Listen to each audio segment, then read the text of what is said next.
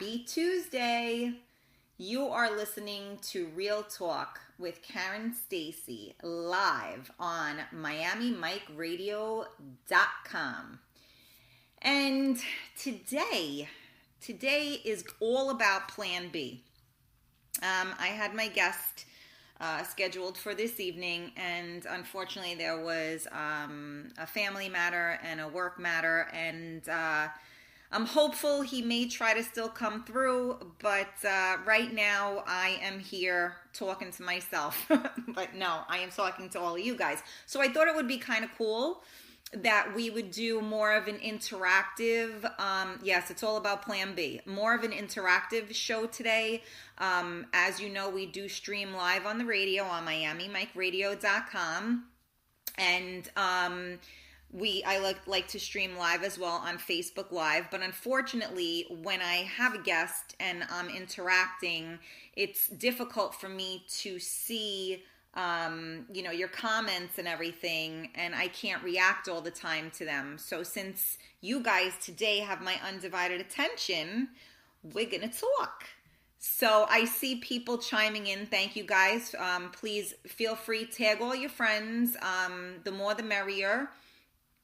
So we can start talking and interacting a little bit. Thank you guys for tuning in. And you guys are funny. I'm seeing Plan B, Plan C. That's funny.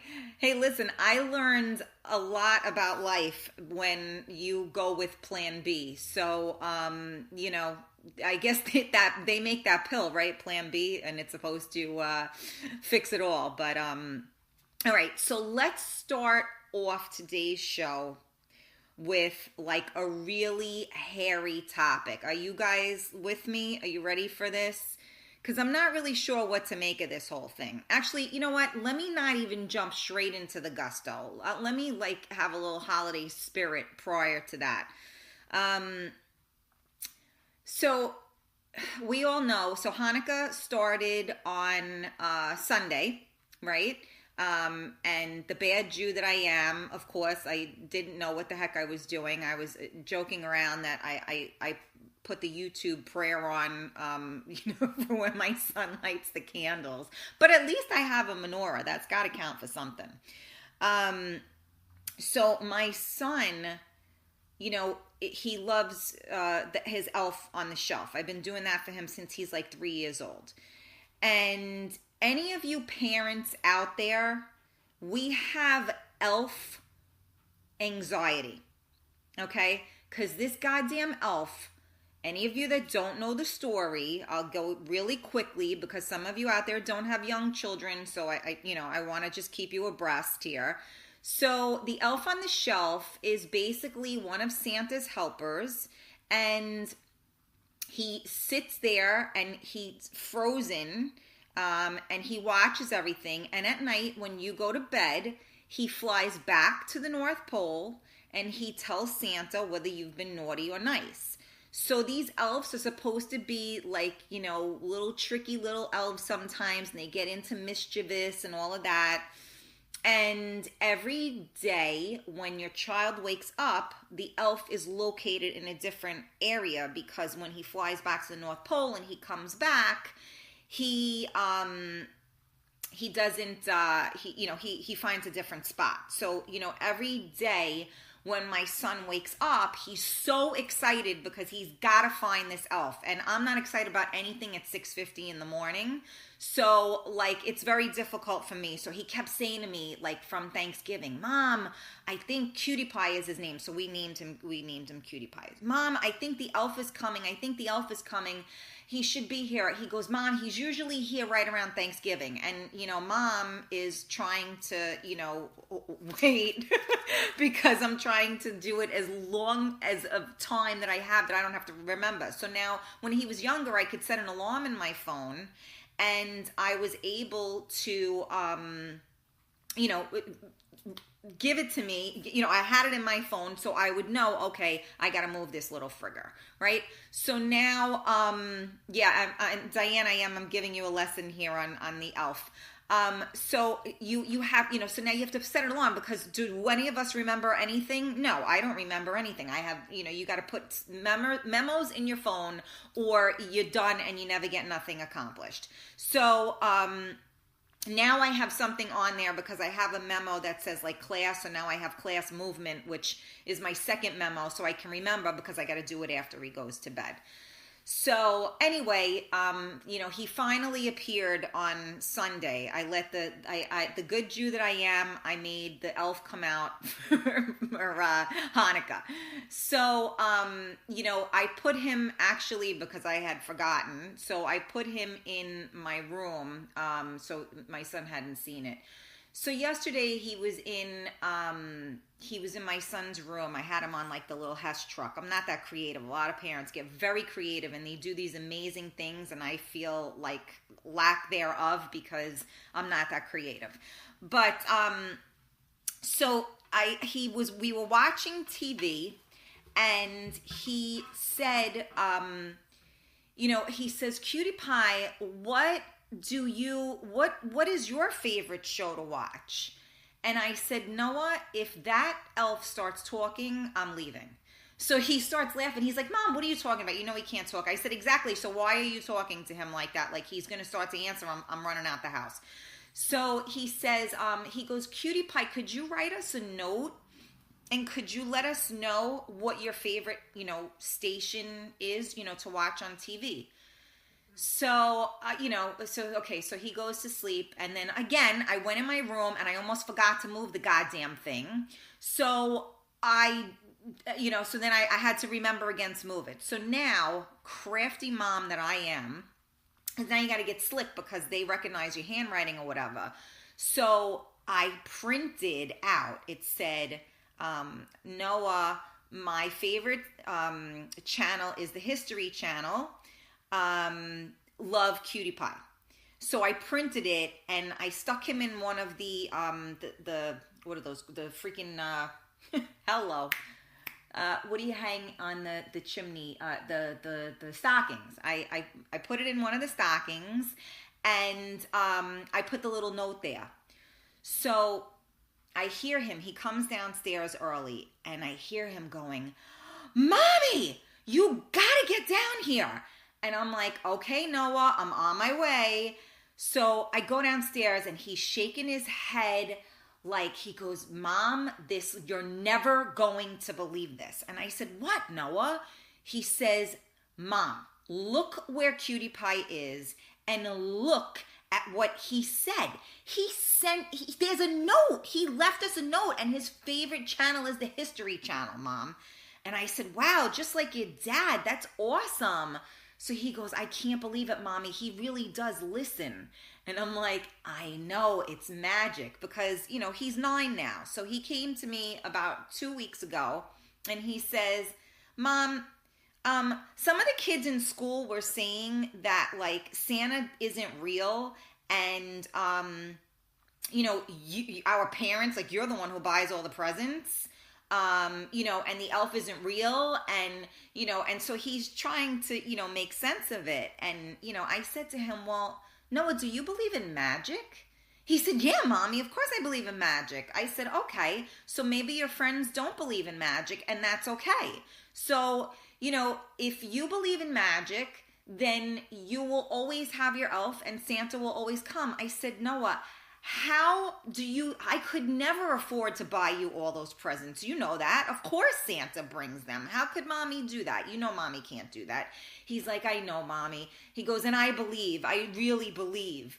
And this morning when he saw that note, he was just like, "You see, Mom, it's proven. This is proof that it's here." And I'm like, I make this up as I go along, and it's awesome.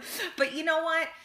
As much as that goddamn elf will drive you crazy, and you do have to fight with society, right? Because everybody's trying to kill these kids, their whole love of life and their naivety. Let them believe in something. Jesus, I mean, we know the world is a big bad place, right? So could you just let them believe in the goddamn elf? Could you let them believe in Santa? I mean, I want to believe in Santa. I'm hoping, those commercials where you got like the Lexus with the big bow on it. Like, I don't know, it could happen, right? There could be one outside of my door.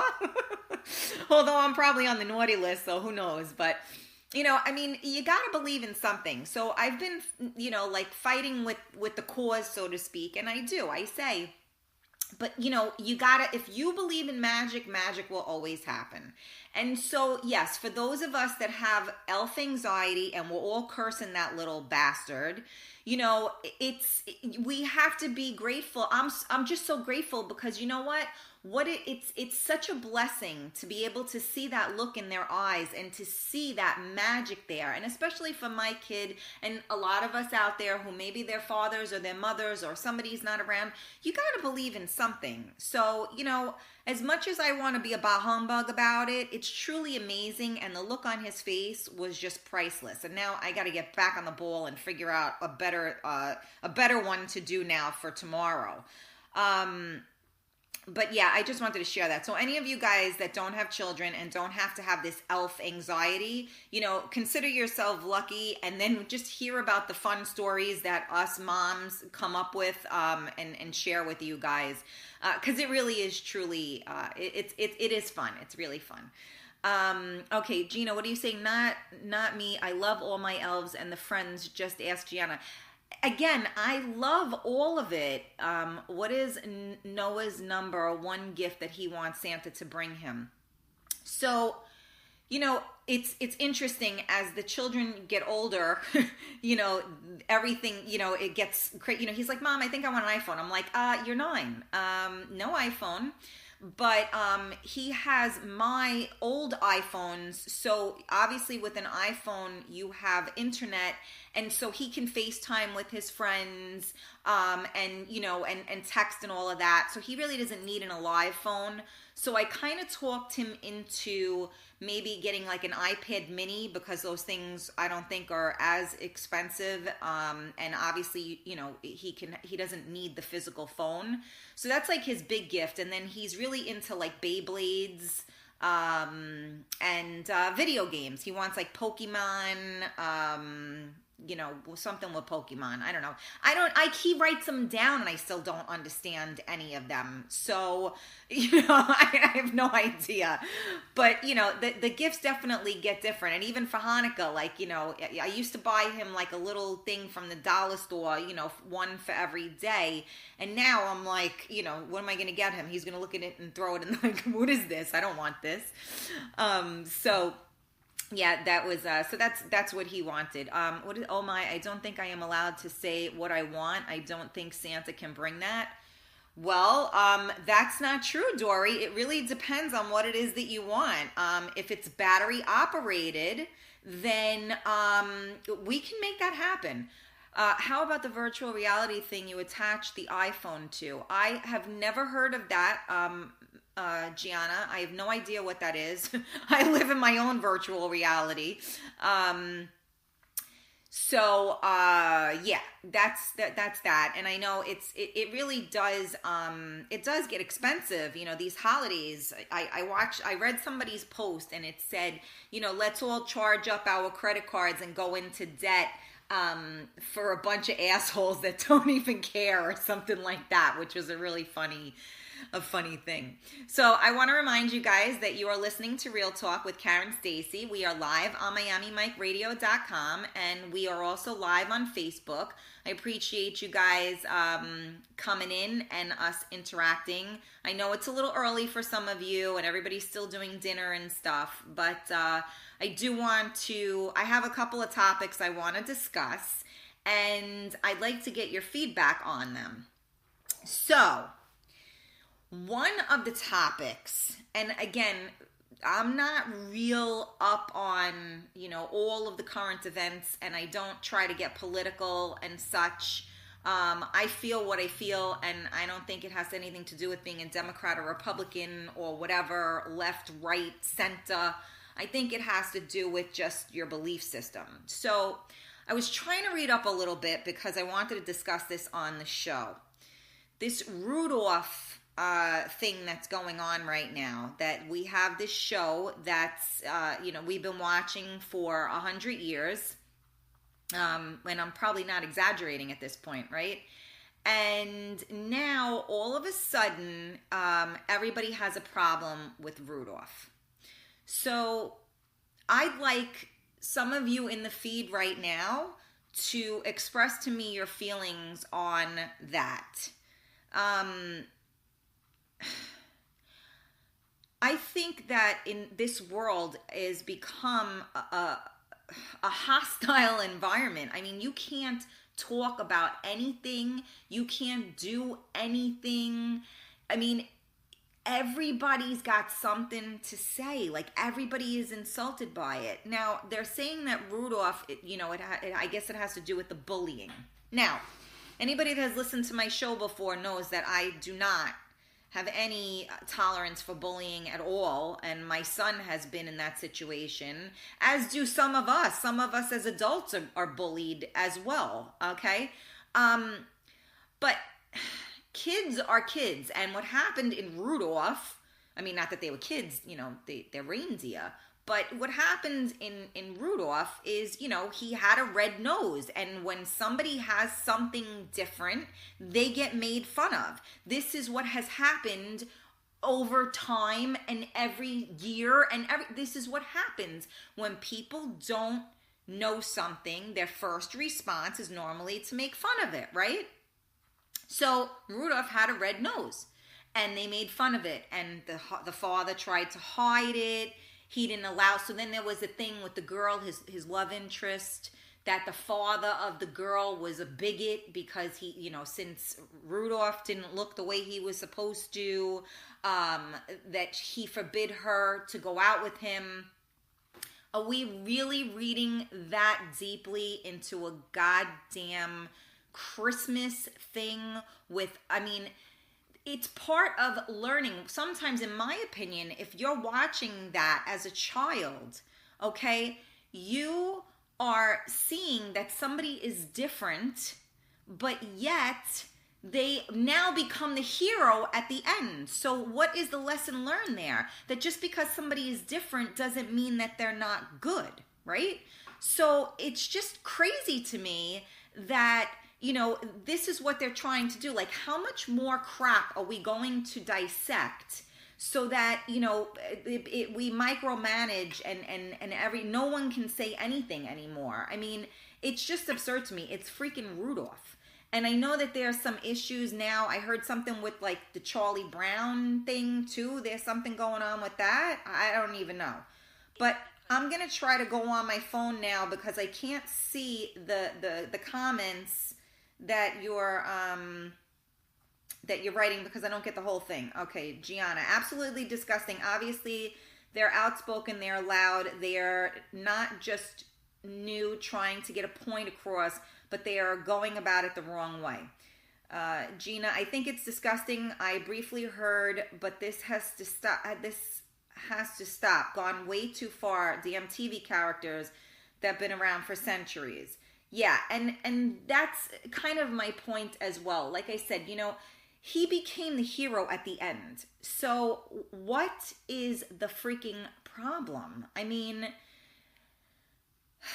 I don't know. It's funny. One of my friends had put a video on, and he's like, you got to bring back Rudolph. You got to bring Rudolph. Like, what are you doing here? Like, we can't do this. So I don't know. I mean, I'd like to get some more feedback from you guys on what you think about this, because this is where we're going right now, and this is the climate that we're raising our children in.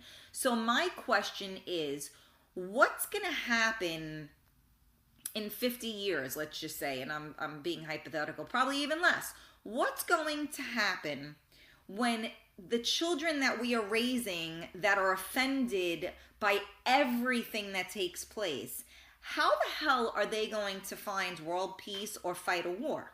How is that going to happen? I mean, I just don't get it. It's just a shame that these kids cannot be kids to do normal things. They are missing out on so much.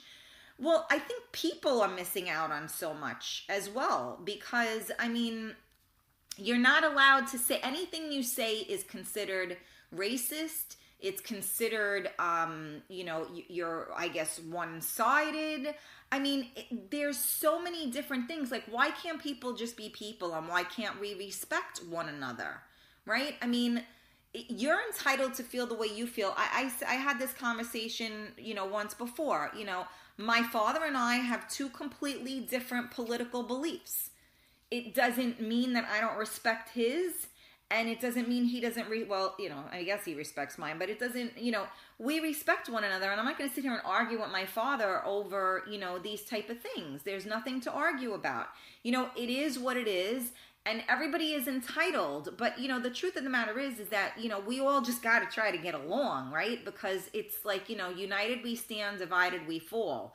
And at this point, everyone is so divided that it's impossible, for everybody to just be on the same page. And I mean, now we're talking about Rudolph because it's bullying. I mean, come on, I can't. All right. What is some of my feedback here? Is same thing with Charlie Brown. Thanksgiving was a problem. Yeah, that's what I didn't get a chance. The article I was reading didn't have the Charlie Brown thing, but like I mentioned, I know I saw that. Yeah, Christine, good question, right? It's a bunch of nonsense. It all started many years ago when they took the Little Rascals off, when Bill Cosby bought it off because he claimed it was racist.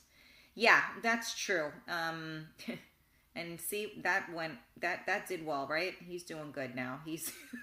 I'm not even going to touch that one. Okay. So Gianna, you and your dad too. Okay. It's not people's opinions that matter, it's their actions. Yes, agreed, Christine. And that's the problem is that, yeah, you're correct, right? Everybody is entitled to their opinion. It's how you act on it that, that matters. And again, I just think that people don't have enough respect for one another. And sometimes, you know what? Sometimes if you sit there and listen, you might see a different viewpoint. And I have to say, I mean, there are things, I actually posted something earlier today. There's a guy, his name is Jonathan, and he is, he's like a dating, expert or whatever, not expert, whatever, like a coach or whatever. And, he posted something about masculinity and femininity. And let me see if I can pull up the post, because God knows I won't be able to remember the wording of it. And now we'll just go from like Rudolph to dating. Why not, right? I mean, I'm talking, so why not? Let's see if I can find the post. Okay. So I said, I like this perspective. Anyone that knows my show, knows I speak a lot of old school. Although I stand by my masculinity versus femininity, I like his thoughts here too. Always good thinking outside of the box. We're supposed to do a show soon. I hope that happens. So his post said, masculine and feminine polarity, who gives a F? So let me start by saying this is going to be a rant, and this is merely my perception. From a dating, mating, and relating point of view, the whole masculine and feminine conversation is pointless because there are so many other factors that create relationship success. Sure, chemistry is important and it's great when there's sexual tension, but the polarity of things isn't going to determine anything, because the bottom line is this: do you wanna, I'm going to ad-lib, bang or not? If two people want sex and have a healthy libido, and if there is even a hint of physical attraction, off to the bedroom they go. They won't be analyzing what percentage, if the woman is in her of masculine or this is just worded weird, or if the guy is in his feminine. If they are horny, they'll just do it. Figuring out what your natural makeup of energy is like asking how many gallons of water is in the ocean. Who gives a beep? And besides, the other factors of relationship success will trump the polarity thing anyway, like shared values, compatibility, lifestyles, and emotional maturity. So what if the guy likes to get manicures, and who cares if a woman is ambitious and loves her career? The bottom line is always this: do you like sex or not? And sadly, many do not as they enter midlife. So the energy makeup, if you like, act like a man or don't, mean crap. As people age, they tend to be less motivated for sex because of crap like childhood wounds, overstressed, or chemical imbalance, and have nothing to do if you're acting like a guy or acting like a girl. The real reason why people in midlife today are struggling in relationships today is because of fear and ego, and not whether one, both, or none are wearing the pants or wearing spandex, because a man or a woman is just a person made up of a combination of lots of things that society deems masculine or feminine. Spend time becoming the best version of yourself and practice a self-love regimen so you don't need someone in life to be happy. That's how attraction works versus the idea of polarity, because alignment works a lot better than opposite. That's my rant, and I'm sticking to it unless I change my mind due to a great awareness. So the meme said, stop trying to figure out who will wear the pants in your relationship. Relationships work best when no one is wearing pants. So, which I think is great. And I found that to be very interesting. A lot of you guys know that I am big on masculinity and femininity. I think that, men should wear the pants and women should wear the skirts. That's just my feeling. But yeah, sometimes, it's like, listen, my husband cleaned better than I did. So like at that point you do what works, right? So if you do something better, and typically the woman is supposed to clean, right? So, if the guy cleans better, but the woman pays the bills better, then that's all fine, as long as everybody has a role. I'm just not a fan of, men that don't step up. That's, the difference in what I always say with the masculinity versus femininity. And as I said, I think women have become more manly because men aren't stepping up, but that's just my personal opinion. But yeah, it's all like society and all of these things and what's expected of us, right? So here we are, we're talking about freaking Rudolph and having no pants on. Which is all good. I cooked, cleaned before my wife passed. I always stepped up. I'm sorry for your loss. I know what that feels like. You know what? Again, it's all about, if people communicate, they can learn from each other. Yeah, and that's exactly right. That's the whole thing, is that I believe that's why, if one person listens to my show and they learn a little something, or maybe they look at things a little bit differently, I'm happy. I always try to show different angles of things, because you don't know till you know. And Diane has no kids, so she doesn't know what, elf on the shelf stress is like. So some of us, we all have different battles. And if the elf on the shelf is the worst thing that I have going on, I'm in good shape, right? And it's not the worst thing. It's a true blessing, but that's that. All right. Now, where are you guys? Because I want to hear. You're my guests, and you're slowing down over here. What, did everybody go to cook? Everybody's cooking and cleaning now. This isn't the time to cook and clean. Where are we? All right. So you are listening to Real Talk with Karen Stacy. We are live on MiamiMikeRadio.com, and we are also live on Facebook. And my guest had an emergency and was unable to come, and the show must go on. So now you have to listen to my big mouth for God knows how long. Yeah, Diane, what about the nonsense about the song Baby It's Cold Outside? Yeah, I was trying to, that was part of the article I was reading, and I got so disgusted with the whole Rudolph thing that I actually like lost my marbles as I got to the lower part of it. So again, that's racist. Is that what the baby it's cold outside thing was? It was a racist thing. I don't remember. I mean, it's the lines are so blurred at this point because everybody's complaining about everything that I don't even know what the hell we're complaining about anymore.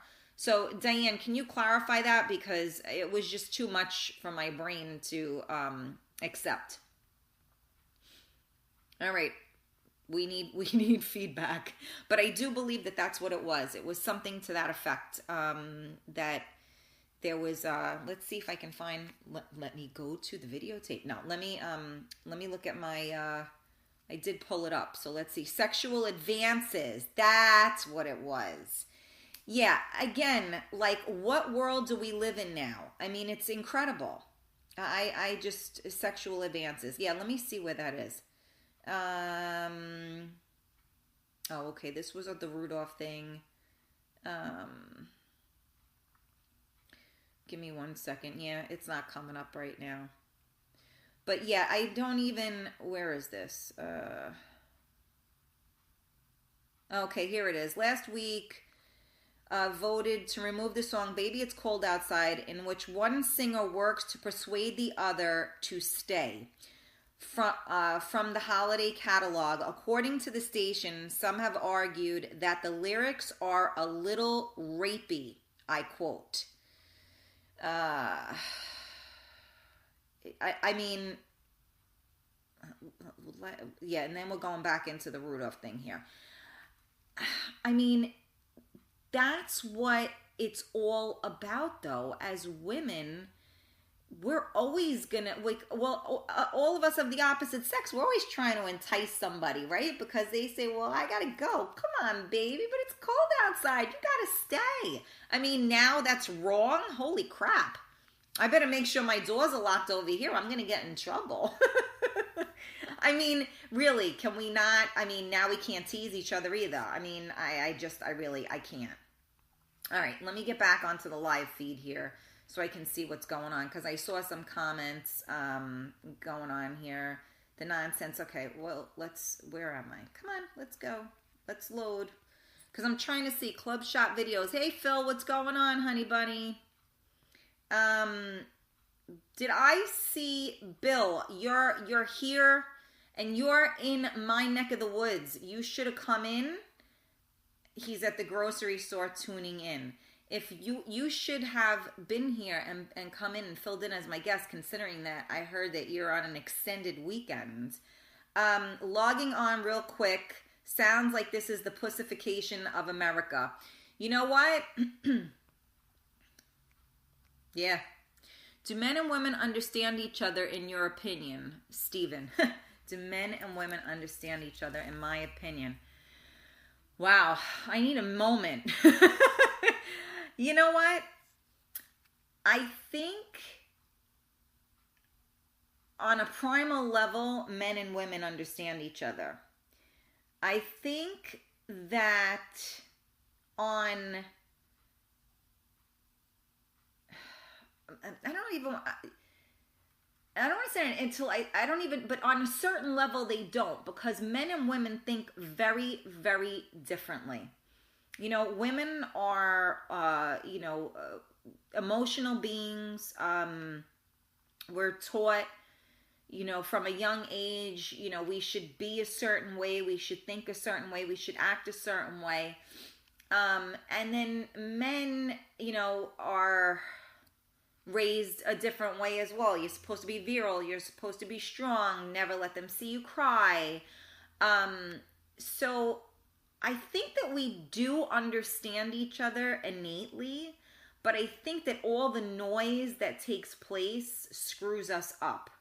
I also believe that it's chemistry. I think that every person's chemistry blends with other people, with the right chemistry. Like, you ever, when you meet somebody, and it could be a male, female, whatever the case.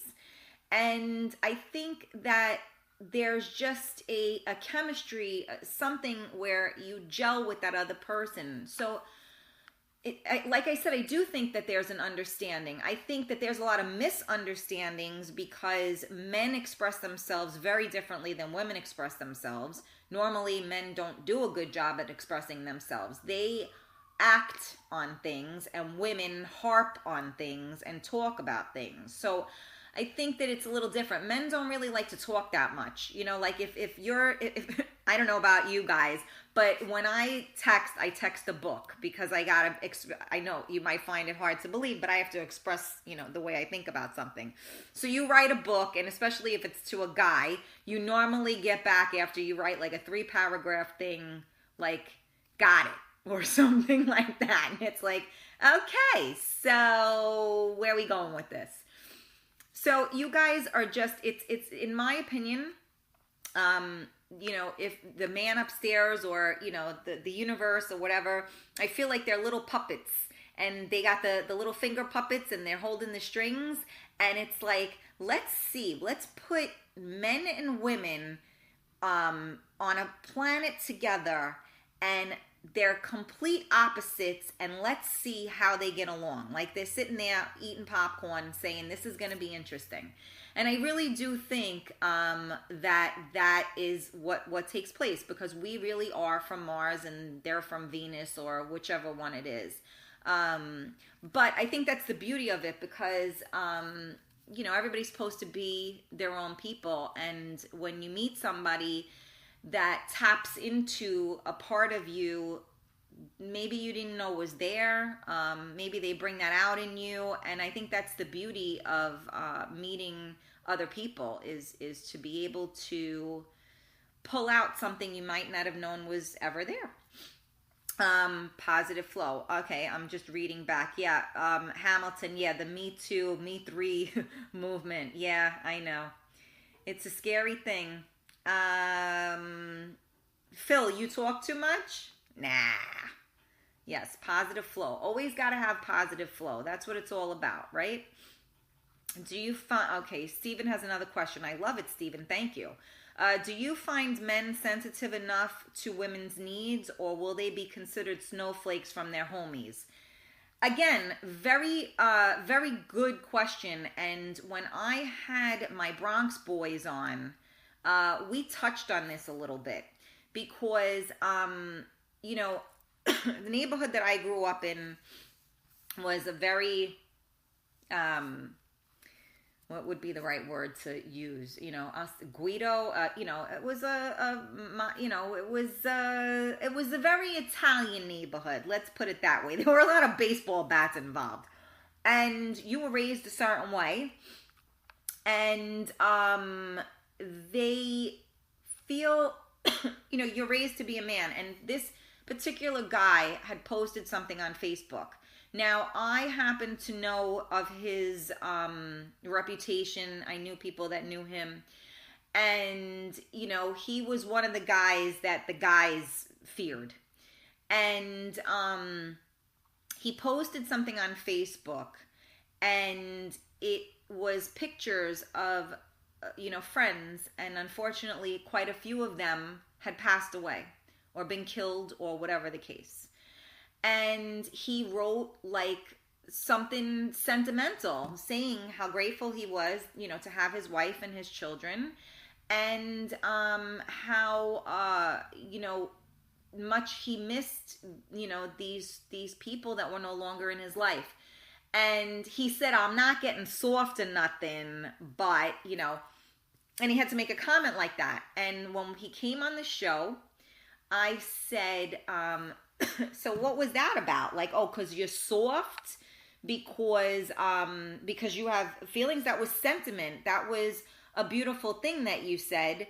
And I think that it is it's a fine line.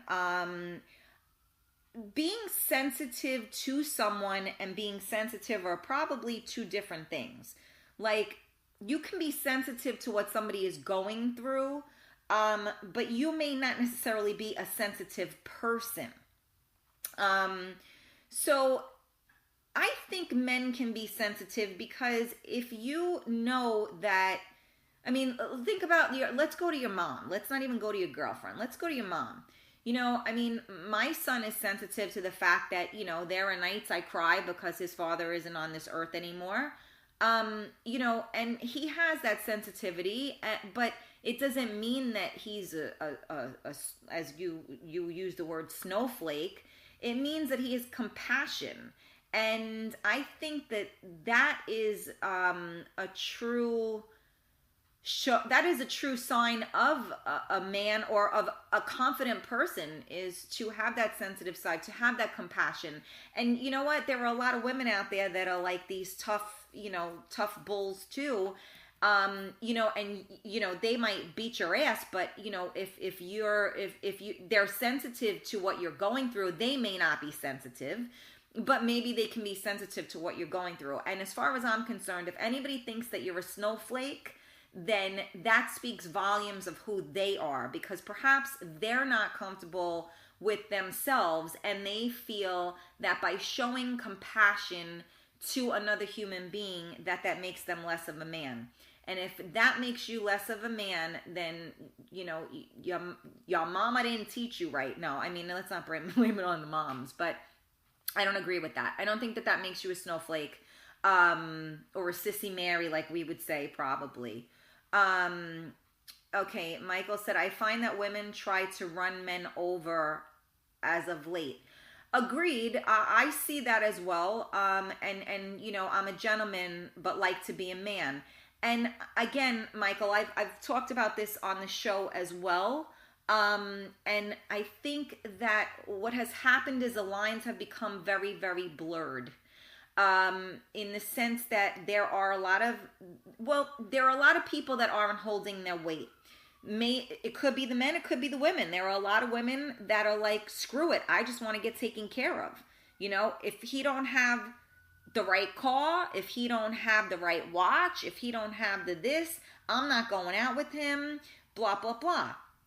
So, men are good men notice these things. And it's funny because I've spoken to guys about it, because I've watched women do this. And you know what they're and I'm not a fan of that. And so when I have seen that and I've spoken to guys, you know what they say? They say, yeah, we know that that's what they're doing. And if they have money, then they set a thing. Like if you go to Atlantic City, you bring in 10 grand with you to go gambling. And when you run out of the 10 grand, you leave the casino, right? So they say the same thing with these women that are trying to play them. And they say, all right, we got $10,000 that we're going to spend on this little hottie. And when the 10 grand is up, so is she. So I felt better knowing that, because I always thought that guys were just being played. It's nice to know that not all men do get played, and they have their own agenda as well. But that being said as well, there are a lot of men, and I've had people on this show that have talked about it, because these ladies have jobs. These men are looking for these ladies to take care of them. So it does go both ways. So in response to what you were saying, Mike, where, you feel like the good guys, I guess, are getting run over. I guess you're trying to say like gentlemen are getting taken advantage of. I don't think anybody can take advantage if you know what you're doing. So meaning if I'm allowing you to do those things, or you're allowing someone to do those things, no one can take advantage of you if you are aware of what's going on. The only way that you can be taken advantage of is if you are clueless to what's going on, and that's a whole other story.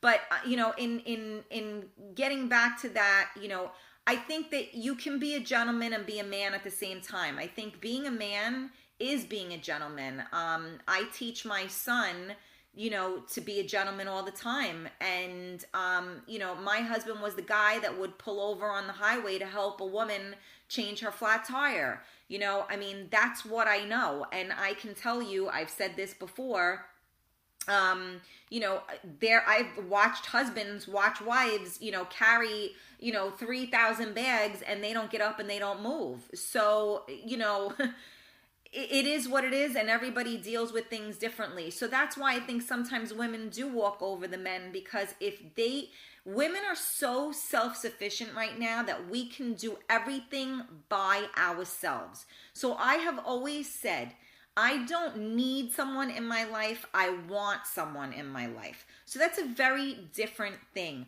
But when you want someone in your life, that means you have to allow them in, right? So allowing someone into your life is not easy, because when you have all of your ducks in your row and somebody comes in and then messing with one of your ducks, what are you going to do?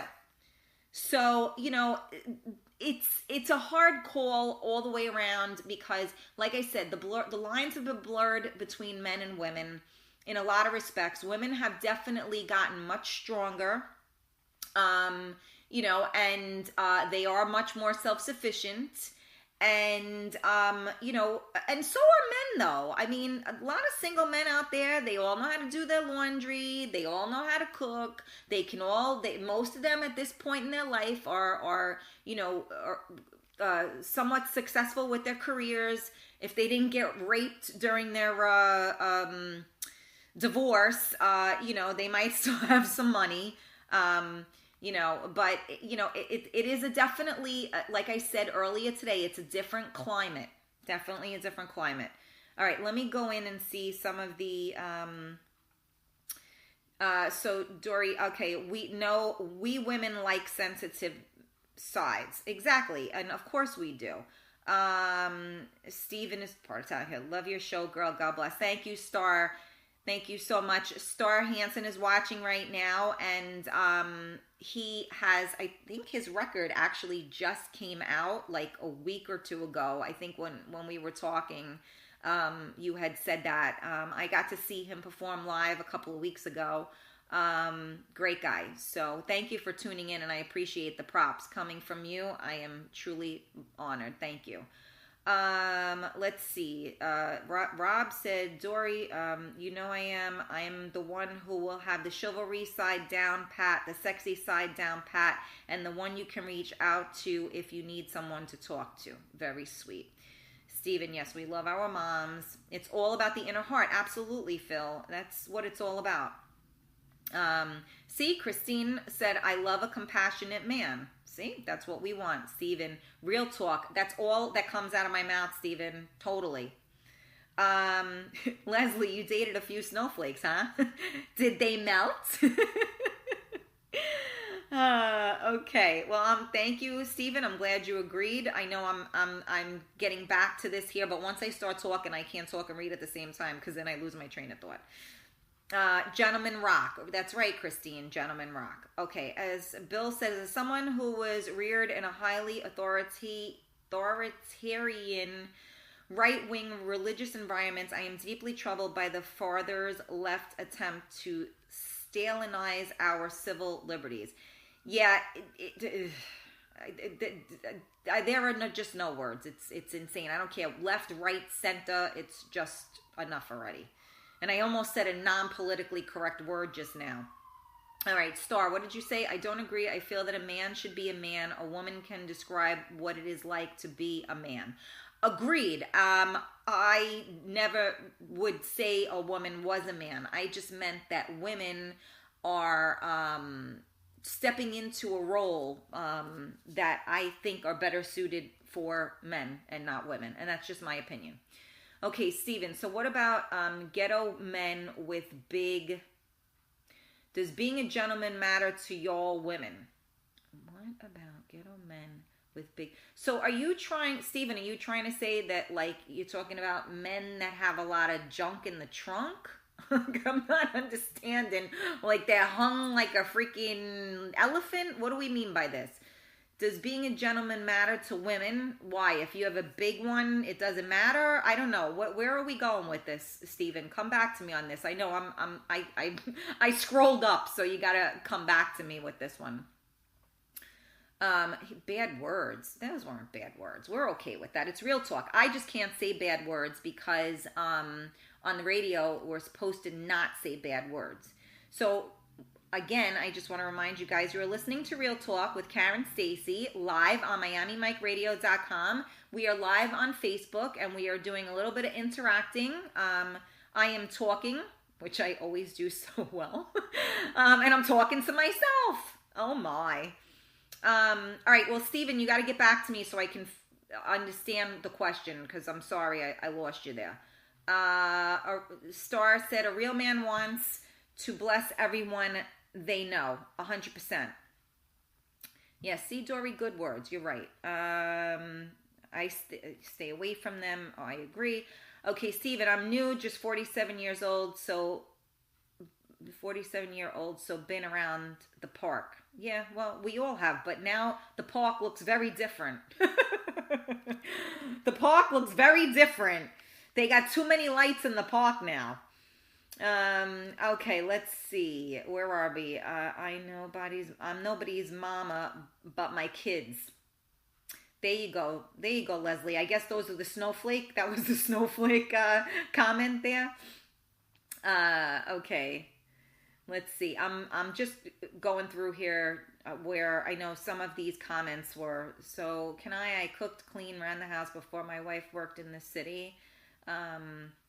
Star, you're the best. You're so dope. Okay, let's see. Big Z, still open and close car doors for my woman. Phil, that rules. You should always open up the car door. I don't care. That's just the way it should be. Bill said, women growing financially independent has contributed to a rising divorce rate because many no longer need to stick around if a man is being an asshole. And I'm going to say amen to that, because as I said, we should want someone in our lives and not need someone in our lives. So if your man is controlling you, or for that matter, if your woman is controlling you because they got the money, that just shows you right there that they're a low quality person. Because if I gotta buy you and I gotta control you, then I don't want you. So I don't know why anyone would want that. But some people don't want to be alone. My husband always used to say, cheaper to keeper. So, I don't know, but I just don't, it's a sad state of affairs, and I say to anyone that is able to be on their feet, and as a single mom, it is very difficult. So I say to anybody that is able to be on their feet and can take care of themselves financially, and also, you know what? Beyond being able to take care of yourself financially, you have to be able to take care of yourself emotionally. And that's a lesson I've had to learn, excruciating lesson I've learned in the past 4 years. Because when you're used to someone being there with you, and you no longer have that person with you, it's very difficult. I mean, money, listen, don't get me wrong.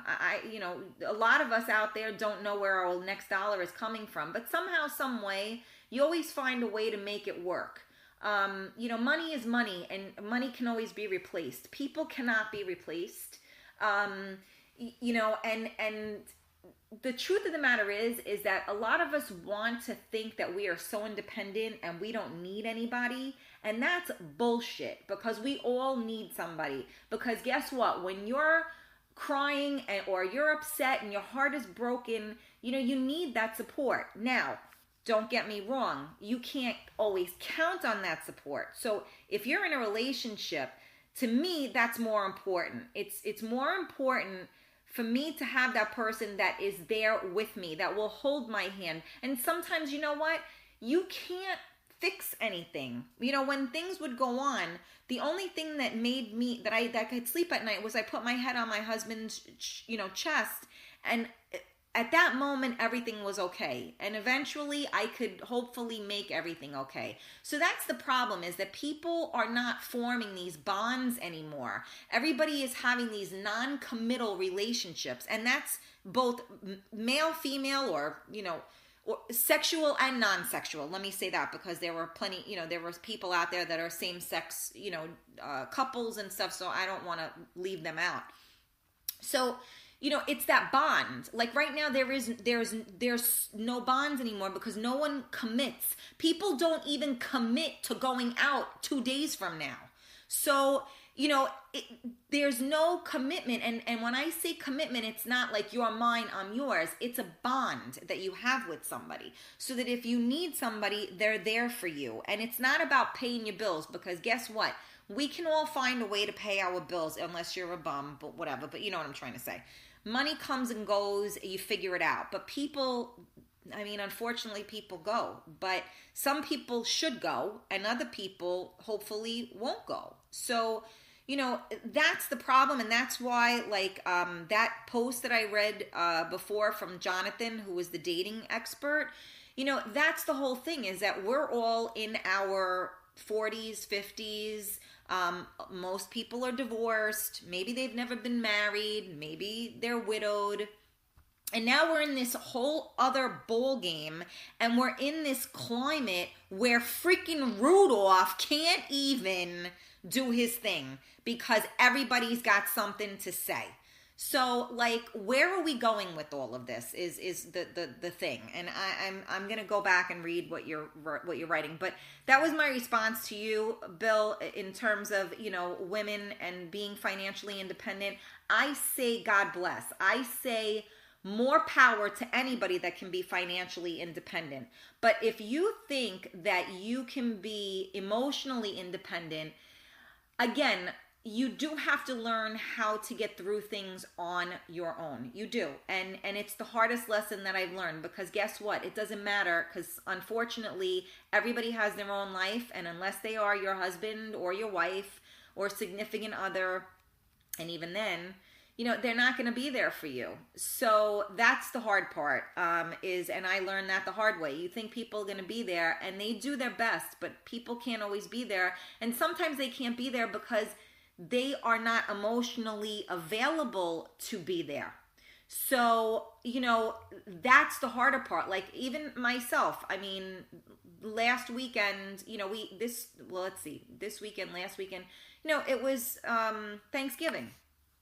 And I try not to think about the holidays, and the pain that, when you have people missing at your table, which we've discussed before. And I try not to think about it. And then I go out, and the next thing I know, 1 tequila, 2 tequila, 3 tequila, 4, right? So now I'm like, okay, why am I hitting this so hard? What's going on? And I realized after the weekend, all right, Karen, you just had to disappear. Why'd you disappear like that? And then I realized, okay, well, I guess I'm having a harder time with this than I thought. And, you have to get to know yourself so that you can see your triggers. You can see where you're at, and you can say to yourself, okay, I definitely went overboard today. So my point is, sometimes you disappear. So I was out on Saturday night, and I kind of disappeared while I was still there. And I had said to one of my friends that I had seen, I said, I'm sorry, I disappeared. I didn't even say goodbye to you. And, and she was like, I said, Mama, it's not personal. I just sometimes, I kind of exit the premises. And so we all deal with things differently. So my point is that as difficult as it is sometimes not to take things personally, sometimes you can't take things personally because, there are times I'm out and I'm looking and I'm in another zone and I really don't see anything that's in front of me. And one of my dear friends, now, she said to me, I just thought you didn't want to be bothered. And I don't want to be bothered. That's the right thing. But I don't want to be bothered with the nonsense. It doesn't mean I don't want to be bothered with a person. I love everybody. I love people. I love to talk to everybody. I'm sitting here talking for a freaking hour to myself, well, to you, but you know what I mean. So I love that. But sometimes when I'm out and I'm not mommy and I'm not anybody, I just kind of go. So if, you see me out and you see me at events and, sometimes I exit the premises, but I'm still there. But you know what? That's my coping mechanism. Is it the right coping mechanism? Maybe not, but I worked on it. I don't do it all the time now, but sometimes I do. So, my point is that sometimes people can't always be there for you because they can't even be there for themselves. So you gotta try to take that into account. And if you need that, then maybe that's not the right person for you. And maybe you need to be with someone that is more available. So that's where I'm going with that. All right. Sorry, I went off on a tangent. A real man can always make his own music. Spoken by a true musician, Star. Absolutely. Okay, where am I? I really love your show. Thank you, Star. I really, I'm humbled. Thank you. Bill says, many women don't prefer compassionate men. They want bad boys. Then those same women marry them and 10 years down the road wonder why they're miserable. And my father used to say to me all the time, be careful for what you wish for because you just might get it. So I have to say that I think the word bad boy is thrown around a little bit too much. So I think that what we mean when we say bad boy, it's a guy that got balls. I mean, let's get real. And is straight up and that's real and doesn't take any shit from you. To me, that's more of I mean, I don't want a bad boy. I don't want somebody that's doing drugs, that's smoking, that's beating somebody up and getting into fights and all of that. That's not anything that I would want. But I think when women say bad boy, I want to say that that's more what they want. They want a man that's going to be a man. I have a very strong personality. Most women out there are very strong beings. If you're not with a secure man, you're going to walk all over them. My husband was, I don't know, I guess he was kind of a bad boy, but he, like I always say, I'm the kindest bitch you'll ever meet. You know, he was the sweetest, and I wouldn't call him a bad boy because he was a good man, but he didn't take no shit. So that's the difference. And you want somebody that has a backbone. I think that's what it is. Just like men. Men don't like, that's not, let me digress. People that are control freaks, you see people that, for instance, you might like an older guy with a younger woman or an older woman with a younger guy. A lot of times the reason why you're with somebody younger or you keep around that, and this isn't just not, for everybody, but, when someone is younger, they're more impressionable, they're more amenable, they're more pliable, and trainable.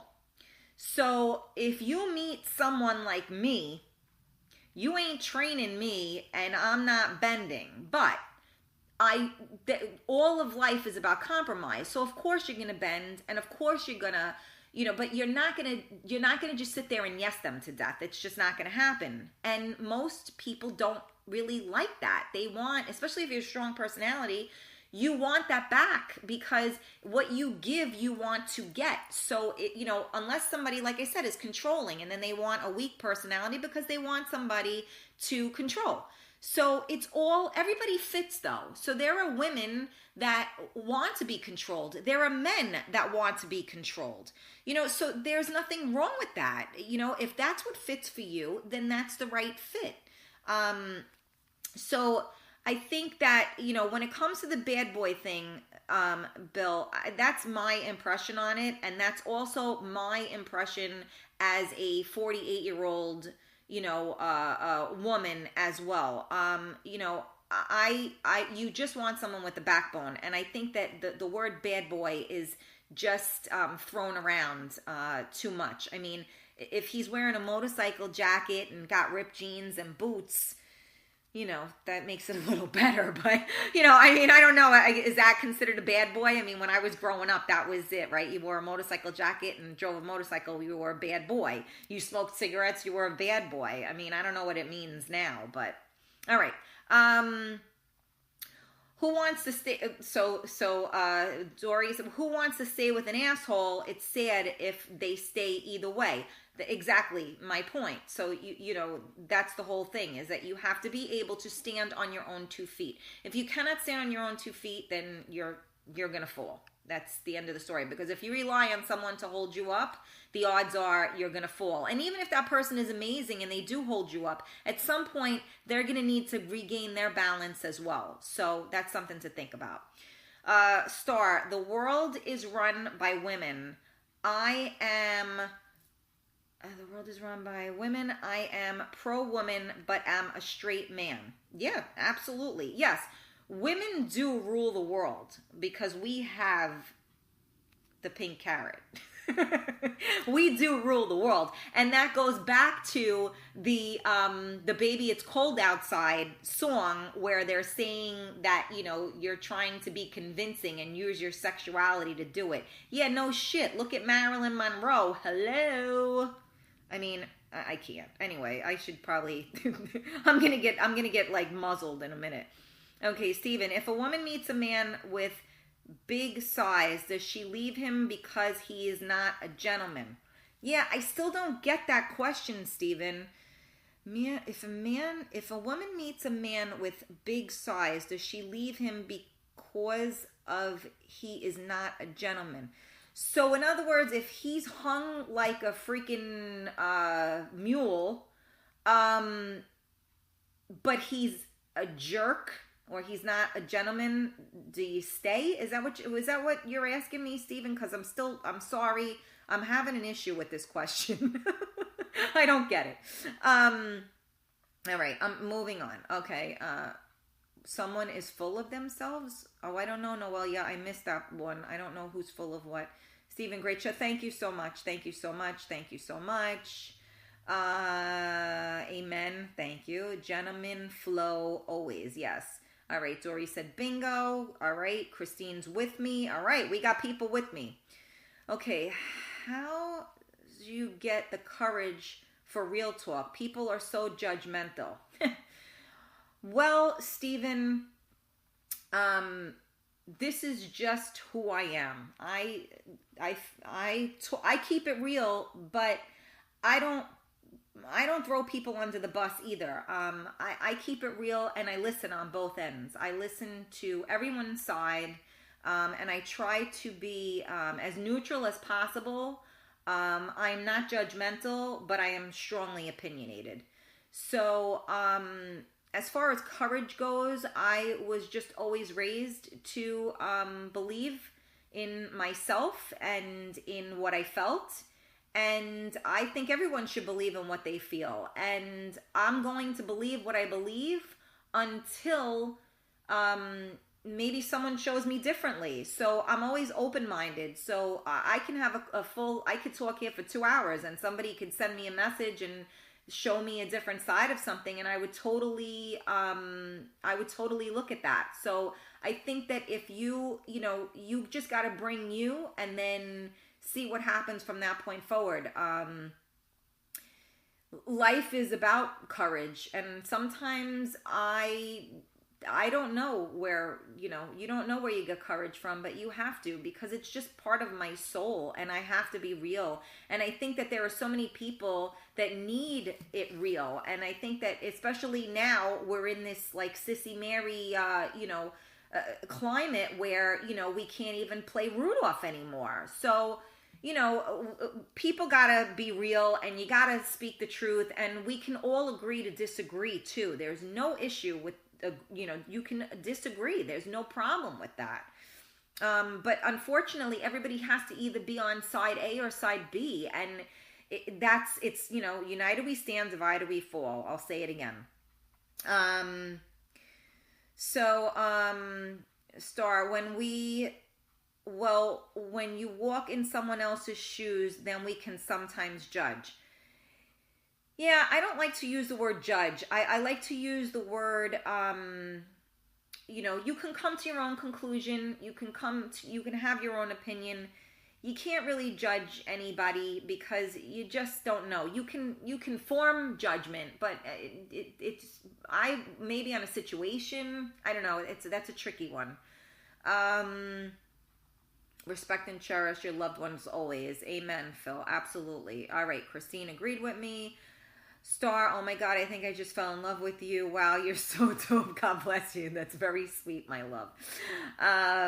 Christine, not only commitment, but accountability is important. Thank you. I left that out, and I appreciate you saying that. Accountability is freaking huge with me, and you're 100% right. I raised my child to be accountable for his actions, and grown men aren't. So amen. Thank you, Christine, for pointing that out for me, or bringing that up, because I am a huge person on accountability, and I would say that is lacking immensely. Okay. Where am I? Dory, many women didn't always enjoy the financial independence they have today. Additionally, norms and values once stigmatized divorced women was harshly than men. Yeah, that's true. There was always a double standard, but now women just don't give a let's see. Even without a cent, Noelia, BS, even without a cent, no woman stays just because she has an education or career. Have some healthy pride that has not ruined marriage. Yeah, I think that was a confusing thing there. Okay, great show. You don't always need a guest. Thank you, Anthony. I appreciate that. Steven, my first time, she knocked it out of the park. Congrats. Thank you so much. I'm humbled. Thank you. I'm not disagreeing, but it's time for men to get over it. Oh my. 1 tequila, 2 tequila. Yes, okay. True. All right. I'm sorry. I'm trying to get down here. Sonia, I married someone just like my father, and I always swore I would never do that. Well, paging Dr. Freud. Oh, boy. Dory, a confident, strong man. Christine agrees. I agree. A person will change or adjust if they really want to and really care about you. Absolutely, 100%. And that's called compromise, which we have to do in any relationship, because you could go out with your best friend and you want sushi and they want, Italian. So now you got to go get Greek because neither one of you are getting what you want, So it is what it is. And thank you, Noelia. God bless the description of Joey. Thank you. All right. And so otherwise they will not change. They have to want to change on their own. Obviously, that's 100%. No one changes because they have to. Yes, Stephen, you like the pink carrot thing, right? Who cares about the size of his dick if he's an asshole? Sonia, I love you. Absolutely, that's true. Because you're only good for the, for the night, and then bye-bye. If you can get past it long enough for that thing to come out in the first place. Okay, Savian said, when I look at a woman, the first thing I look at is her teeth and her fingernails. Signature status to see how well they take care of their hygiene. Well, I could see that, and I always look at teeth as well. I love teeth, but sometimes my nails look like shit because I can't polish them or get to them. So if you looked at me for my nails, and you ran away because of it, I got nothing for you. But I get you. I mean, you want to look at somebody and see, but it's not always. There's other things that we can look at. But I agree with you 100%. You want to see that people take care of themselves. Noelia, run long, run hard, run fast from a toxic relationship. It will ruin the life of your child, never mind yourself. Amen. Absolutely. And unfortunately, a lot of times what happens in a toxic relationship, from what I have seen, is that people that are in toxic relationships are usually insecure and they've been beaten down. So I think that what happens is that they are afraid to leave the relationship because they have been broken down to think that they can't, that they're all of the things that the significant other has been saying that they are. and that is like common, like abuse or whatever, and that's and a lot of people will shoot you down so that you don't go for something better, because they know you can get something better, so they have to shoot you down to make sure that you won't. I need someone to give 100% in any relationship, good or bad. Yes, Leslie, agreed. Real talk, mama. Sonia, empathize. Yes. Christine, well said. One side or the other, no in between. Yeah, in between is a tough place to be. I don't do it well, but sometimes you have to, like I said, you have to be open minded and see both. Sonia, you can empathize with someone versus using the word judgment. Absolutely. Hopefully I did verbalize that in my little rant. All right, Steven, you got another question. I love it, babes. Have morals and values changed drastically in your lifetime? Have my morals and values changed in my lifetime? No.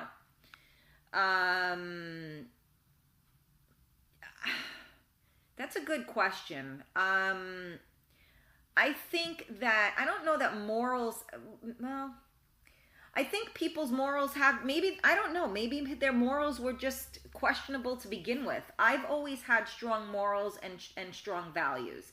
And if I don't want to say lower them, but if I put myself in a situation that I feel isn't maybe like, maybe not a high value situation, I realize that when I'm doing it. So I think that it's all about, you can't change who you are. If you're a gentleman, let's just say for argument's sake, and you're a man, and you have morals and values. Your value is that you open the door for anybody that gets in your car, or your female that gets in the car. Those are your values. Those are your morals. And I don't know that they shouldn't be changing, but then I had this talk on the show as well. There are women that resent you opening the door for them. So, you have to do you no matter what. So if you're the guy that opens the door, you're the guy that opens the door. And if you're with the woman that doesn't appreciate you opening the door, you still do it because that's who and what you are. And then you realize that that woman is not who and what you are, and you keep it moving. So as far as morals and values changing, I think that it has a lot to do with your upbringing, in my personal opinion. And so people are not being raised the same way. Our children now, these Me Too people, they're not raised the same way. They don't have the same values. They don't have the same morals. I look at these people okay, so here we go. Let's talk about values and morals. The dick pics, right? I did this on one of my shows. All you guys out there, and I've already instructed you, we don't want a picture of your dick. We don't want it. Thank you so much for showing me that it works. But unless you're playing on the phone or whatever, or maybe you are talking to a woman that wants to see it, that's a whole other story. But for a man, this is the climate that we live in now, okay? I was married and became single, and all of a sudden I have these pictures coming in left and right of other people's junk. And I'm like, what the hell? So now I get, well, send me a picture of you. No. Why? Because I have morals. And I'm not saying that if you choose to send pictures, if you ladies or gentlemen choose to send pictures that way and you're comfortable with it, then that's fine. Okay? But my point is that what scares me is this. As an adult, okay, you want to send that, and even let's think about it. You're my man. Okay? I send you a picture of me that's not something that I would want my child to see. We break up, And now where's that picture? Well, hopefully if you're 50 years old, that picture is in the deleted files and that's the end of it.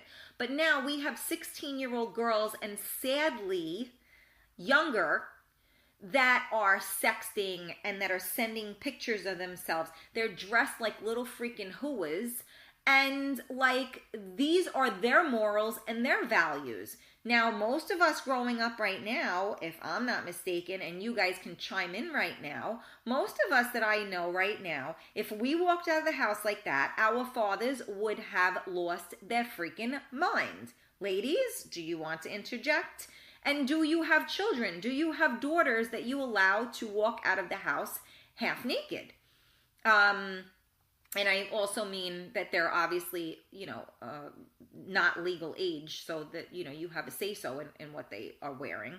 But that's where the morals and the values, I think, have changed. Because unfortunately, so many parents now are not able to be home with their children, and both parents have to work, if there are both parents, and if there aren't, even worse, because now that one parent is working their butt off, and maybe they're not there, and maybe they don't see what their daughters are doing or their sons are doing. And, I think that has a lot to do with it as well. So, these 16-year-old girls that are sending naked pictures of themselves, and now, their boyfriends or they broke up with are now showing these pictures to all of the, they're showing them to all of their friends. But now, sadly, they now become not a pedophile, because they're the same age, but that can be that's a form of some form of rape or something to that effect, because it's a picture and they're showing a picture. So now if you have a son that gets a picture of a girl, and they're both 16 years old, and his, hormones are going cuckoo, and he shows them to all of his friends, he could now go to jail for this. Now, that's insane in the membrane. So it's a cuckoo world right now. So as far as I'm concerned, with the morals and values have changed drastically in my lifetime. My morals and values have, I think, stayed intact. But I think that morals and values in general have changed. So I'm not sure, what the universal answer is to that question. Okay. Jim. Just realized I wrote intersection, not interesting. But I agree, Karen, that people are not committed with relationships. They treat them like they are disposable. This keeps people from crossing the boundary into true love. I guess it's a protective device of sorts. It's a shame. Amen. Yes, exactly. You put that into beautiful words. And yes, people are disposable. And it's because, like I said, I've said this before on my show, it's like, swipe right, swipe left. So, people are sitting there and they just keep swiping. And even though something good is in front of them, they're looking for the next best thing. And it's like I made the comparison with the dessert cart, right? So like you say to yourself, I want creme brulee. And then what do? They come over with that freaking tray, and there's 20 desserts on there. Your mouth is freaking watering. And now you went from wanting creme brulee to maybe wanting, the chocolate cheesecake. So this is what happens in life. And unfortunately, there are always more options out there, and things and people do become disposable if you allow them to become disposable. So that's a very good point. Okay, let's see. Sonia said, it's fine if a man looks for signs in a woman's appearance, but if they are not doing the same regarding their own appearance, then they can go kick rocks. Women want a well-kept man as well. It goes both ways. Indeed. Thank you for saying that. Where am I here? And don't mind me. We do not want unsolicited. Unsolicited dick pics are a huge turnoff. Hear this well, men. Did I say it well, Sonia and Tracy? I thought I did good. Yes, unsolicited. That's a better thing to say, right? Because if you're, like I said, if you're playing, and that's a different story. Okay, Rob was replying to Sonia, and it doesn't matter what their physique is either. If they can still maintain their appearance regardless of what their bodies are, that's all that matters. And I want to thank you guys so much. You are listening to Real Talk with Karen Stacy live on MiamiMikeRadio.com. And you guys are freaking awesome. You are here with me. Plan B, Karen is just yapping it up and we're real talking, and you guys are being amazing. So thank you, because we are still going and the feed is still going. So I really thank you guys so much for your participation, and I am trying to get to all of your comments. Leslie Ann, it's not easy to find people with real talk, mama. That's the truth. It's not the parents' fault all the time. No, Leslie, I certainly did not say that it was the parents' fault all the time. A lot of times, like I said, parents don't know. I mean, there are 100 different reasons, and unfortunately, the climate is what it is. So you could be teaching your kids all the right things, and they're seeing these other things from other people. So, you just, again, it goes back to morals and values, which we were just discussing. So at least if you try to instill the morals and values into them, they may make a better choice, we hope, right? All right, Sonia, when I was already an adult in college, my father would comment if I was wearing short shorts and would make me change. I lived in my parents' house until I got married, so it didn't matter. I was 22 years old. My dad would still flip out on me. I talked about that in one of my shows, that my dad always wanted me to wear big baggy shirts and baggy pants, and I didn't learn the power of boobs until I was 19 years old, when I was out with one of my girlfriends and I had my shirt zipped up and she unzipped it, and the minute she unzipped it, it was she opened up a whole new world, right? She's like, we need free drinks, boop, and she unzipped it, and you learn the power right there. But you know what? I was old by that point, so better off that I learned that lesson late. But yes, and you know what, Sonia, that's good and bad too, because unfortunately sometimes we get body dysmorphia from that as well, because you're not taught to own what you have, so you gotta have to kind of grow into it a little bit. So it's a double-edged sword. Ruben, as a single dad raising 2 teenage girls on my own, I can relate. I also was a bad boy until I was given this responsibility. So, Ruben, we were just tossing around what bad boy actually meant, and I gave my interpretation of it. So I'm interested to see what your definition of bad boy is. So, okay. So, Stephen, where are you here? I have to go, and thank you so much, but I would like to leave with one question. Do women empower each other much nowadays? Stephen, I'm sorry that you're leaving, because your questions have been phenomenal and I appreciate it so very much. So my answer to that question actually is, I want to say yes. And, it was not always that way. I want to say solid, secure women absolutely empower each other. And they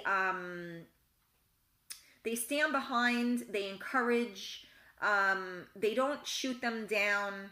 And that's the sign of a secure woman, or secure anybody, because as long as you're secure, you can root on for anybody else. But it's when you're not secure, that, you project, and that's what ends up happening.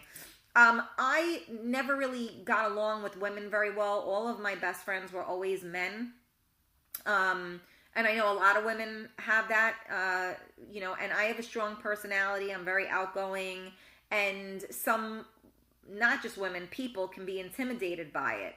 So, if a woman is insecure and feels she's in competition with you, then, she's not going to empower you, because she wants to empower herself. So,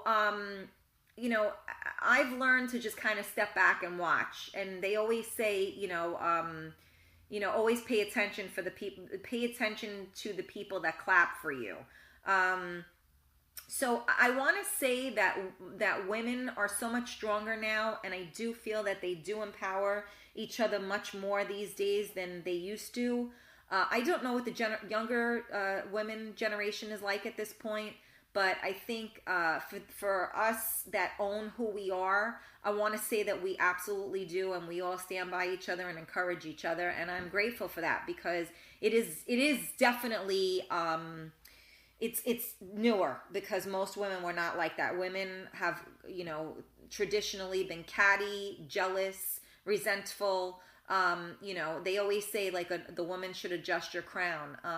And it's true, because you know what? The more you encourage someone else, the more beautiful you become. So you can't put someone else down to make yourself look better, because in actuality, you're doing the exact opposite. So I say yes, and I say thank you to all those women out there that do empower other women. Okay, Tracy Ann, you hit the nail on the head. Karen, no one takes the time these days, always looking for the next. Yeah, I mean, I see it all the time. And like I said, I do believe that it's just the climate, because everything is so accessible to you now, and the here and the now is what it is. So this is where we are. Francesca, hi, how are you, sweetheart? Okay, Bill, you're back. I'm back. So tired of dicking around in the grocery store missing this awesome woman's show. I love you, sweetheart.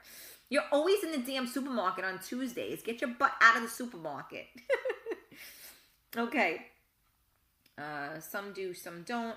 Gotta empower each other. Yes, Christine. Noel, yeah, exactly. Ruma Casado, and for all the men with daughters, there's a saying that goes, guys, imagine your daughters is dating a guy like you. Did you smile? No. If not, then change.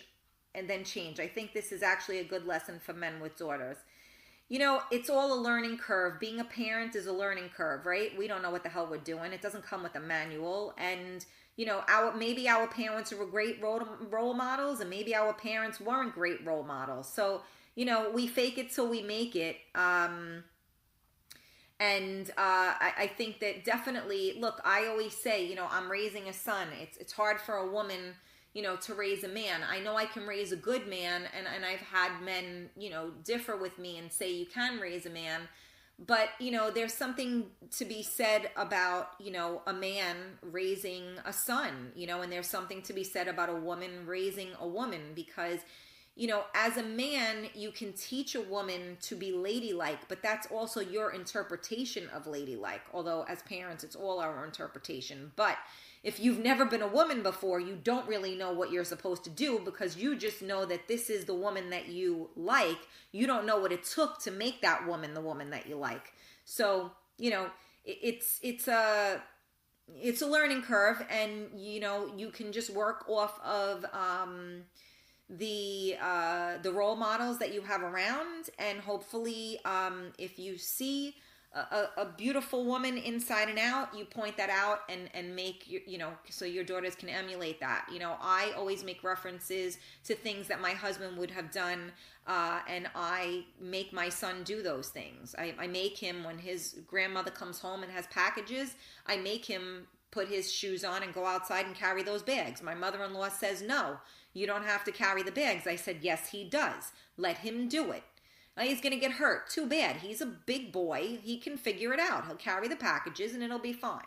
So, those are just my feelings. And I think that as long as you instill your values and your beliefs, that your children will turn out okay, even if they don't have the same sex parent with them, and you just draw from whatever you have. So, all right. I feel like I'm like going off on tangents here, but I can't help it. I got a lot to say. Tracy, some do and some don't. Some women are just evil and enjoy tearing other women down. Sad but true. Again, Tracy, very good point. And again, the reason why they do that is because of their own insecurities. Tracy, the art of dating has been lost. Wah, wah, wah. Yeah, no kidding. It is. I don't even remember the last time I went out on a date. I really don't. I don't remember the last time I went out on a date. But it is what it is. Let's see. Savion. Actually, although I agree with Sonia on her earlier comments about appearance, I must say it's quite not the same. Specifics, as I stated earlier, teeth, nails. When a woman looks at a man, they don't look for those generally. Yes, they look if the man's appearance is well maintained, but women mostly look for status and other stuff. Well, You know what, Savion, perhaps that's true. Some women do, but you just had a woman tell you what she was looking for, so you can't say, you may not agree, but that's out of the mouth of babes, so it's real talk. You know, again, it depends on where the woman is in her life as to what she's looking for. But you always got to have all of your stuff on point, because who you are will show the minute you speak. I don't care what you're wearing. I don't care. Look, right now I got a sweater. I got my hair like this. I mean, you can't base life on that. You got to base it on the vibe that you get, the connection you get with someone. You know right away. You get a gut feeling, and it's just about trusting that gut. All right, Star, right on. Thank you. It's dope. Thank you. I love you. You're dope. Thank you. I appreciate it. Love you back. Noah, as far as we know what is right and proper in men, so we instill those beliefs in our sons. 100%. And that is, what I was saying is that I definitely think that those things are extremely important. Again, you are listening to Real Talk with Karen Stacy. We are live on MiamiMikeRadio.com. We are doing an interactive show today because we are on Plan B. And you on Facebook Live are all my guests this evening. And I want to thank each and every one of you for your questions, your comments, your interaction. This has been a lot of fun. And I kind of had to put this together on the fly. So I thank you guys all so much for being here with me and, and interacting, because this is fun. And, I literally am this is off the seat of my pants right now. So thank you. Okay, let's see. Christine, you can look good, but when that mouth opens, yep, that's the whole point, is it's all about who and what you are. So, yeah, and sometimes I always say this, you can be the most beautiful person appearance-wise and be the ugliest person on the inside. And on the opposite end of that, you can also be someone that most might not feel is attractive, whatever that means, and be so beautiful that you radiate that amazingness, which is the reason why online dating, one of the reasons why online dating can be tricky, because you can't see that. I mean, sometimes people have such a magnetic and electrifying personality that you can kind of see it in a picture, but you also have to be sensitive to that so that you can see it. There's that it factor. And usually when someone has the it factor, it shines through no matter what. But if you online dating, you're looking at a profile, if they don't word it a certain way, not everybody writes the way they speak. I write the way I speak, but not everybody does. So you don't always get that. So there could be a guy or a girl that you think is mediocre. Maybe you don't think you have an attraction to them, but if you would have met them at a bar, you might have been attracted to them. You know how many people I know that say, oh my God, he's so not my type, but there's just something about him. Yeah, hello, that's called chemistry, and it's called a personality, because that's what shines through. The shell is just the shell. Remember that. This shell gets buried, burnt, or whatever. It's your soul that lives and lives and lives and lives, and it has traveled the universe from here and back. So remember that. It's what's inside of you that shines bright. What's outside is a shell. And yes, we want to keep it nice. We want to look as good as we can be. We want to feel good about ourselves. But the best way to feel good about yourself is to believe in who and what you are, because that shines brighter than any outfit you're going to wear, or, foundation, or whatever you want to call it. Okay. So my mind is amazing. Why, thank you, Star. Oh, Rosetta, thank you, my love. Thank you.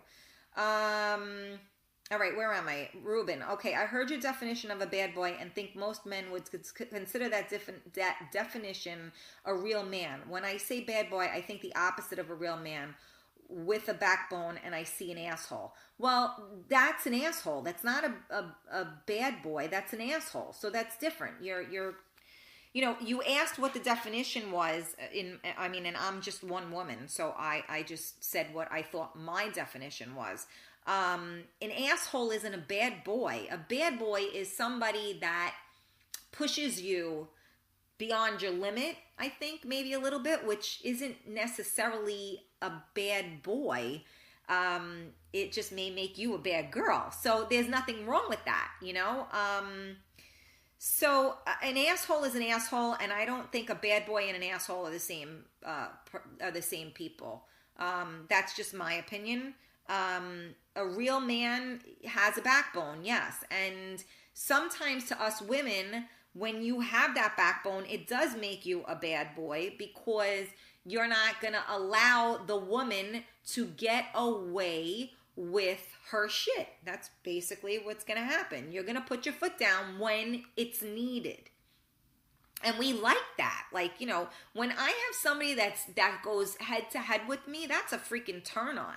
I don't want to hear you, bark orders at me. That's never going to happen, or if you just are going to be quiet, okay, whatever, but if you come at me with the right thing, that's a turn on. If you're going to sit there and you have a conversation, to me, having a heart to heart conversation, a real talk with somebody, that's foreplay. All of the other stuff is what it is. But if I always say, you want to get between my legs, get between my ears. And I think a lot of women are like that. And men too. I know a lot of men that they don't want to just have sex. They need that attraction. They need that push, that pull. They need all of that. So, you can't get that if you got one wet noodle and another, beast. You gotta gel together. So that's my feeling on that. An asshole is an asshole and a bad boy is a bad boy. And as I said, I think a bad boy's definition is very different when you're 40, 50 years old.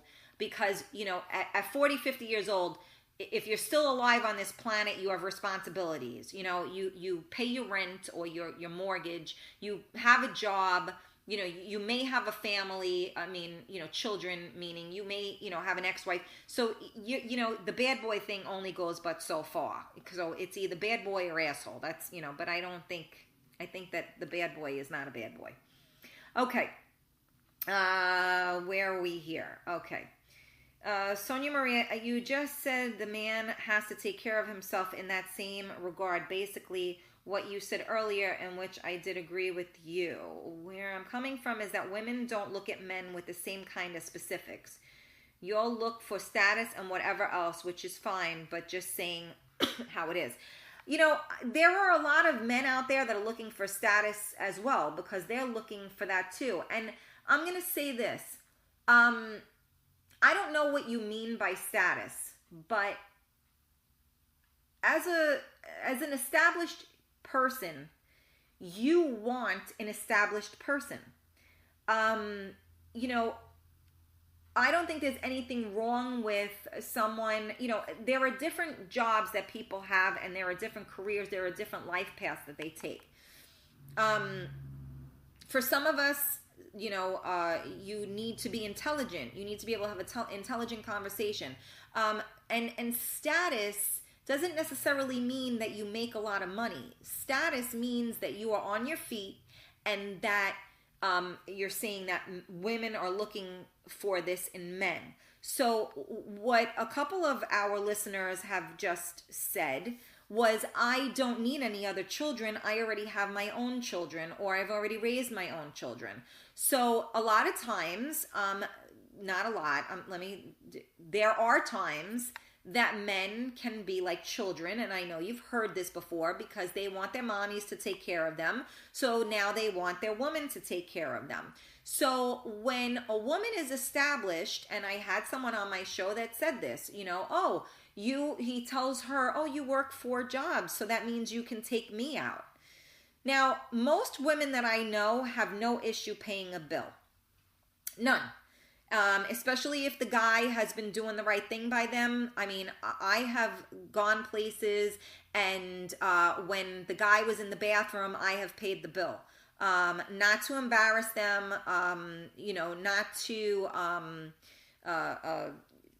where's my word that I'm looking for?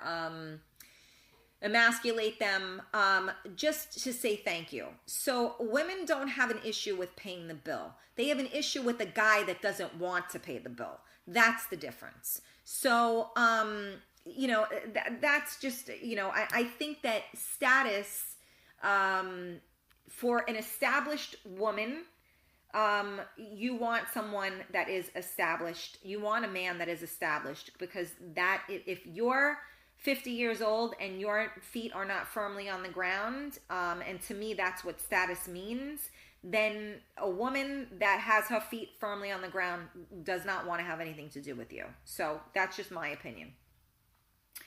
It's like are you sure? I'm not sure what you were responding to, Jamie, so I apologize. It takes a turtle or a lobster that grows. All right. Again, I know that was part of the conversation, and I don't know where that was. Okay, what's in the heart comes out, Christine. Yes. Jamie says bad boys rule. Okay. Now, where an asshole in Japan is still an asshole. Let's continue to talk about healing and positive. We don't need to talk about assholes. We know they are assholes. Let it go, my friend, whoever you are. Two alphas. Yes, Leslie, exactly. Okay, so Savion, correct 1,000%. Thank you.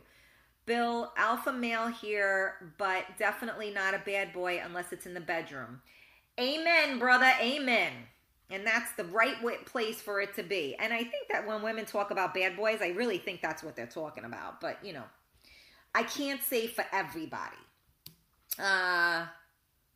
Okay, Savion says those kind of men are losers. Okay, so if you guys are just joining us, you're listening to Real Talk with Karen Stacy. We are doing an interactive show today, and I am reading comments so that I can see you guys are interacting. Thank you so much for being my guests.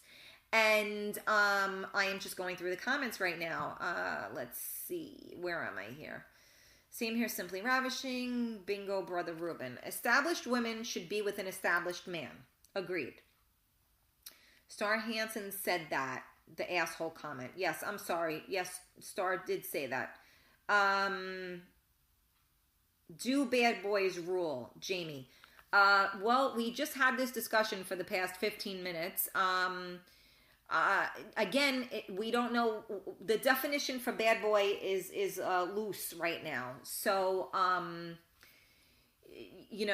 we you busted. I busted my freaking glasses while I was typing. Oh, Leslie, I'm sorry, honey. Yeah, no one. We're questioning what the bad boy thing means. So, we don't know. I mean, if you can help me with the definition of the bad boy, because I'm getting different definitions, Jamie. So if you tell me, you're asking me the question, do bad boys rule? I need more information because I don't know what a bad boy is to you. So give me that and I'll let you know. Okay. Star, thank you so much for chiming in. Okay, let's see. Sonia replying to Savion. No one is questioning whether you agreed with me or not. I know you did. I'm just saying that in my opinion, hygiene and someone's status are two different topics. I think that most women go for appearance and chemistry at first because it's the first thing you notice about a person. I'm married, but if I were single, I personally wouldn't be attracted to someone who had bad hygiene regardless of what their status was. Right, it all encumbers, absolutely.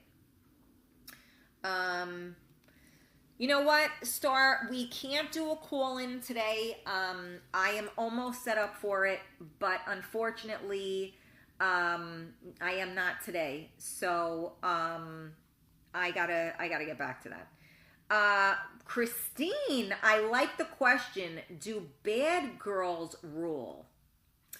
Do bad girls rule? And again, Christine, I need more information. What is a bad girl? Because that is so loosely written.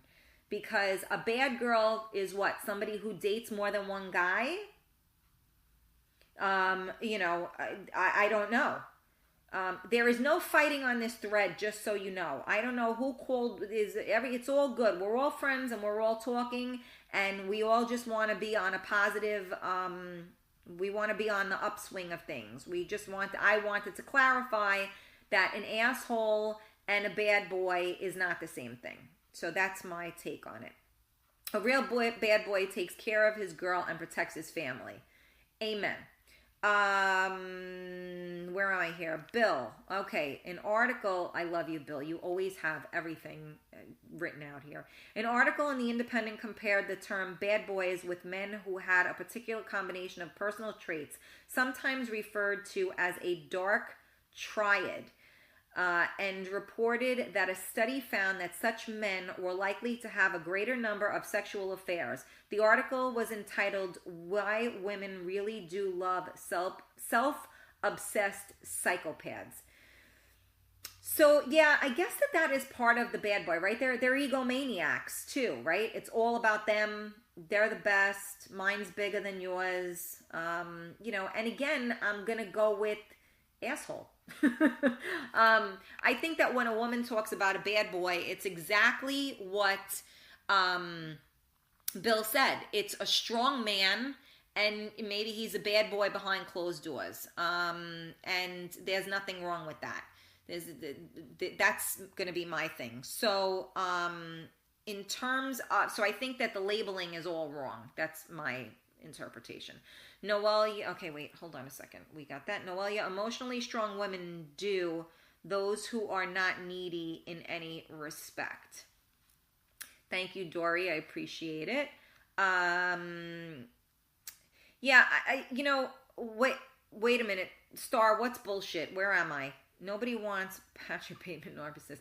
Yeah, no one wants anybody narcissistic. I mean, there's just no point. That's what I said before. If you're ego-driven, then that's it. Everything is off of is ego and pride, and that's what somebody was saying earlier. Like, if a man is sensitive, does that make him a snowflake? And that's no, it's not.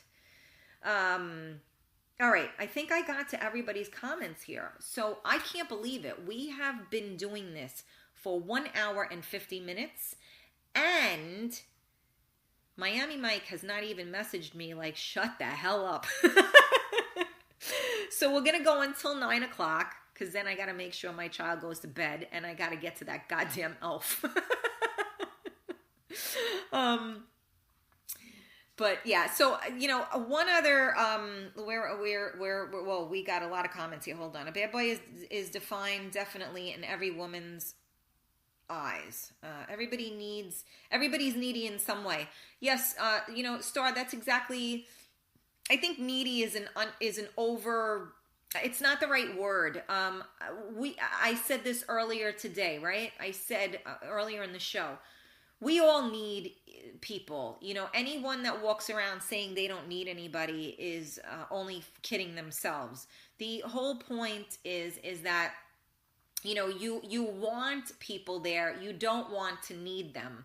But when people become part of your life, you learn to need them, because that's what a yin and a yang is, because that's what a relationship is.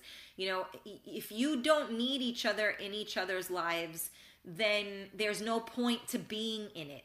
Even if you're friends with benefits or whatever it is, you need that person. Why? Because you need them, because you want your booty call. That's a need. So you know what? We are needy, and our needs need to be fulfilled. There's a difference between, there's needy and then there's needy.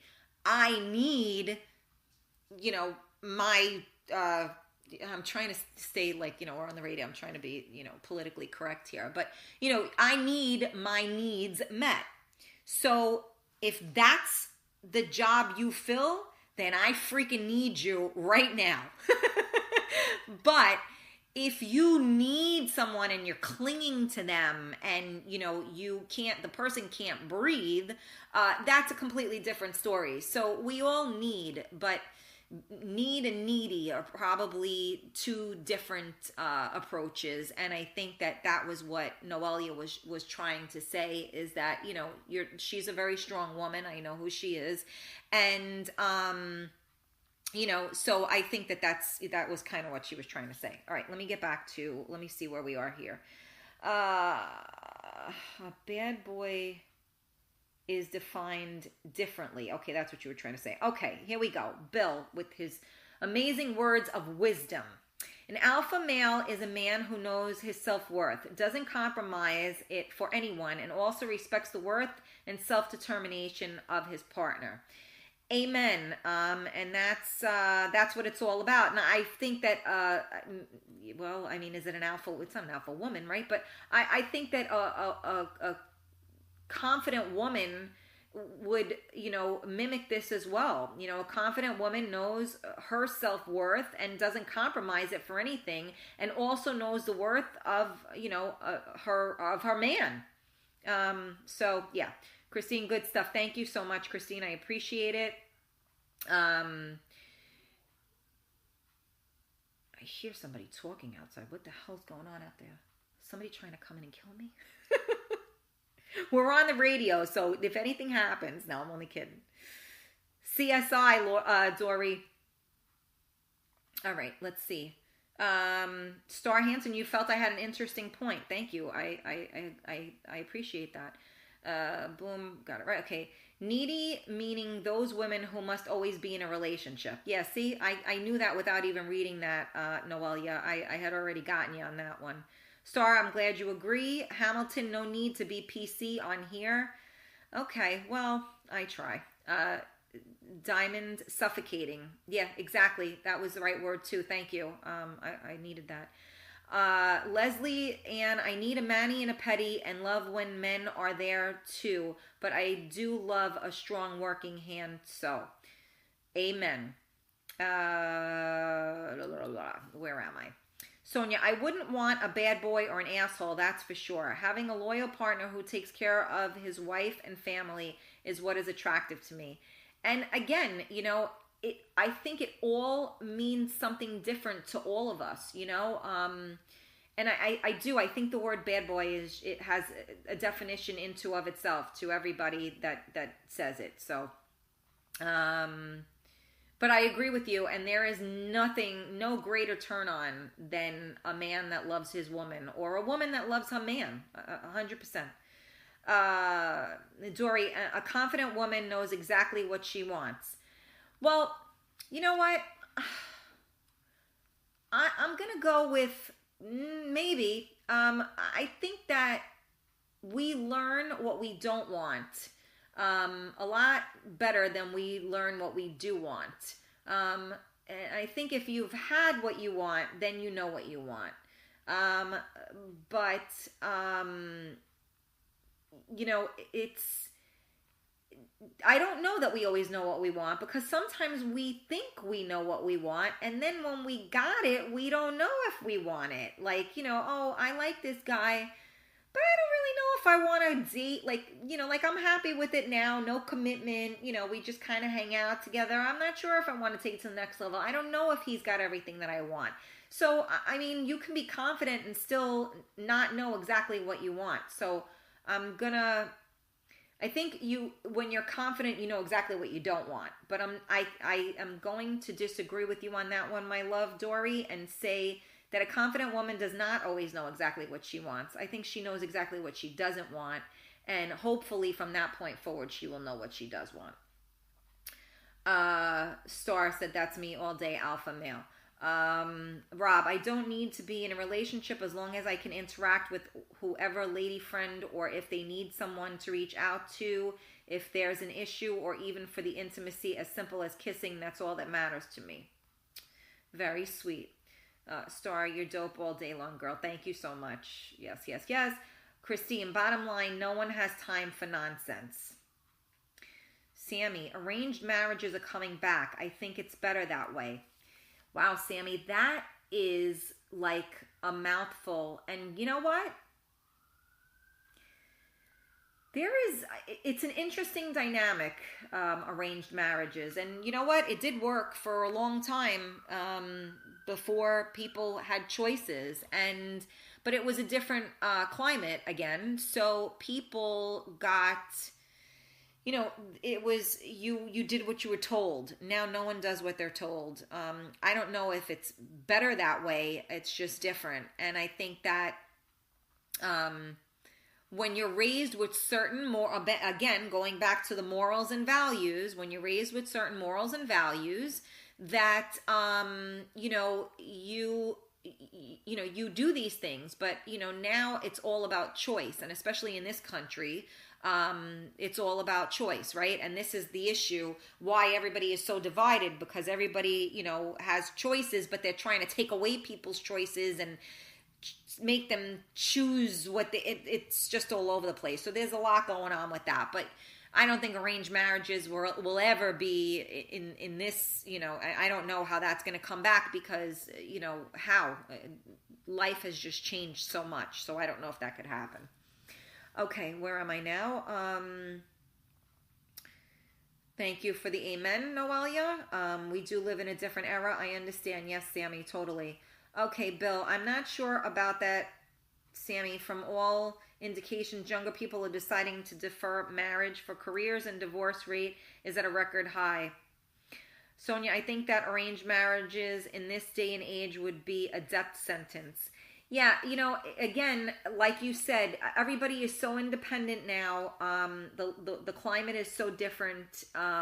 Perhaps in other countries, but I don't know that it ever worked here, and I don't think it ever will work here. So, but it's definitely old world. It's old school, different values, different belief system, learning to love somebody. But in a world where you can swipe right and swipe left, you're not saying I do, because your mother told you to. So anyway, again, I want to thank you guys like 10,000 times for staying with me for this 2 hours. I've been talking to you guys for 2 hours. I can't believe it. My apologies that my guest was not here today. Maybe we will have him another time. I have some fun stuff coming up. Next week, we're supposed to have a pajama party with Tracy Katz again and Christina. And then the week after, I have a Chrissy coming on who is a comedian, so that should be fun. I think that following Tuesday, I don't know the dates yet, 18th, maybe not. One of the Tuesdays is actually Christmas or Christmas Eve. Christmas or Christmas Eve? I think it's Christmas. And then, so I will not be doing the show on Christmas. And then, I don't think. And then, the following show would be New Year's Day night. So, I don't know, you give me some feedback somewhere, email me, message me, put a, comment in the links someplace.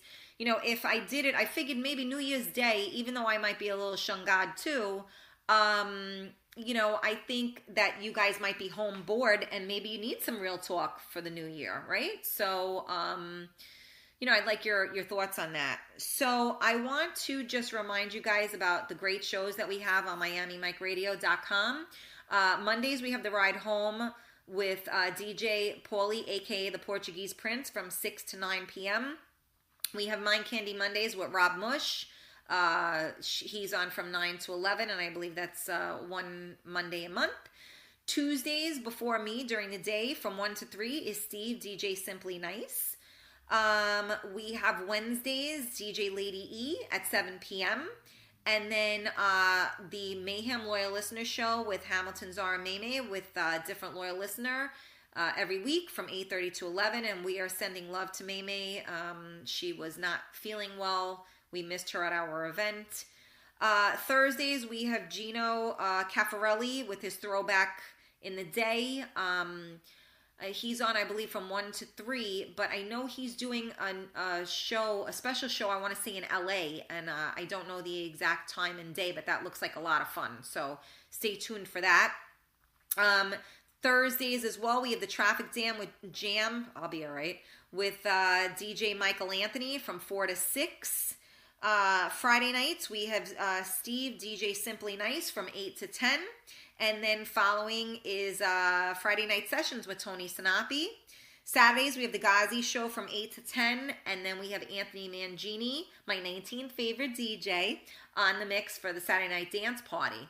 So, just to let you know what's going on, Thursday night, I have a show at the Gnarly Vine in New Rochelle, and it is like a wine bar, a quaint little place, and one of my childhood best friends, Hank Coyote, who was on my show many moons ago, he is doing an acoustic jam, so we are going to be eating, drinking, and chilling. So anyone that is in the area, please come by. Again, it's Thursday from 7 to 9. And I'm going to get there a little bit earlier and probably stay a little bit later. So if you guys come out, we'll have a drink together. I know they have like specials and all that stuff. And then Saturday night is Gino Caffarelli is hosting the Christmas party. He's the How You Doing Guys, and I believe that we have our own Anthony Mangini and DJ Serge on the mix, and that is at Noma Central. Why do I always say Noma Central? Noma Social in the Radisson Hotel in New Rochelle. So that's the club and LQ calendar. So I hope to see you guys. If you can come down Thursday, that would be great. Thank you again for tuning in. Thank you for staying with me all this time. I love you guys, and I am just greatly appreciative. I appreciate all of the beautiful things that everybody has said. Like someone asked if women were empowering other women, and I certainly have a lot of women here that have done that. So I thank you. And I thank all of the men that gave us such amazing questions and all the interaction. I had fun, and you guys came through for me. The show must go on, and we did it. So thank you guys. I give you guys a hand for interacting with me, and I thank you again. I hope you guys have a wonderful evening. I am going to sign off on MiamiMikeRadio.com. Happy Tuesday. Love ya.